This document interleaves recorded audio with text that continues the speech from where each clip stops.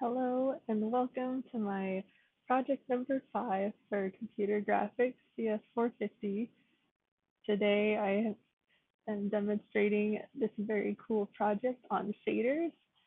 So I'll just quickly talk about all of the hotkeys that I have and then I can explain what I did. So I took a sphere and I put it through the vertex and fragment shaders. So some of the hotkeys I have are um, F. So if I press F, then it initiates just the fragment shader only in the animation portion. And if I press V, then it initiates just animation of the vertex shader, and then I press V, and both of them happen at the same time. So it's pretty wacky looking. And then if I press N for neither, then it freezes up again. So now that we have all that fun stuff out of the way, I'll just quickly talk about what I did. So I started with a sphere, just like a plain old sphere thing. And then for the vertex shader, I decided to do a couple things.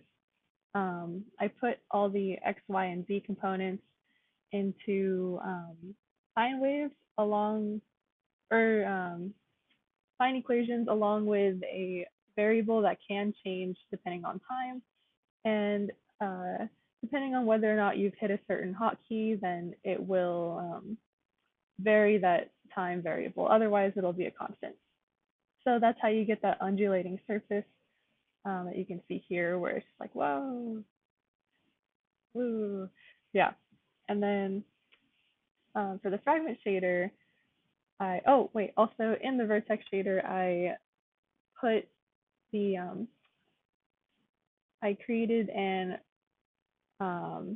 vectory of color, and I varied that color vectory based on the S&P coordinates, and then I passed that as an invariable to the fragment shader. So when I come to the fragment shader, it'll take those variables and color every fragment depending on that color that was generated in the vertex shader.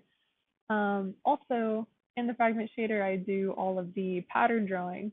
So what you see here is I have a for loop, and it loops through and it says, okay, I'm going to find all of these points that are laid out depending on S&T coordinates.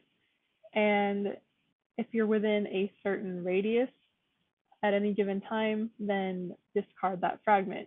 And so when I press animate, the radius gets larger and larger depending on a varying value of time. Otherwise, I set the radius to 0 if it's not animated, so it'll look like nothing.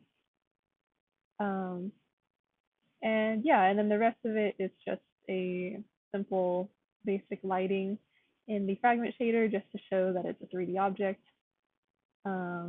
Yeah, the only thing I don't like is this weird theme here, so it looks kind of like a clam. But yeah, thanks for viewing. Hope you enjoyed my project and that it looks cool enough to make your day. And have a good rest of your day.